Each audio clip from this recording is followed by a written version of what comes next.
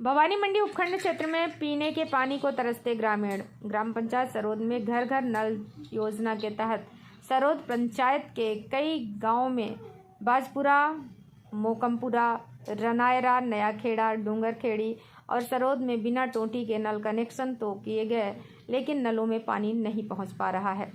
वर्तमान में गर्मी शुरू हो चुकी है। ग्रामीण नलों में पानी आने का इंतजार करते रहे हैं, अंततः उन्हें निराश लौटना पड़ता है।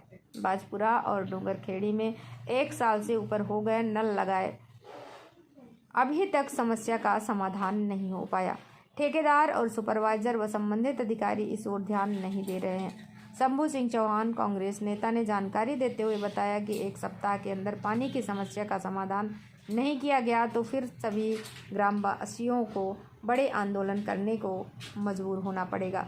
भवानी मंडी से बीपी न्यूज संवाददाता किशोर तंवर की रिपोर्ट। क्षमा पूजा बनी जाए कल रोना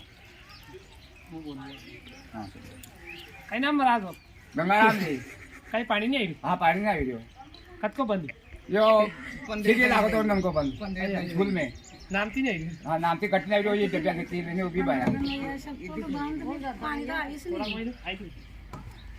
आईला आई मैच रख सेटी रख पिलड़ी तो अभी ये नल तो लागी रहो हाँ हाँ तो पानी कौन पानी कौन दिया ये डब्बे सब खाली पड़ी पे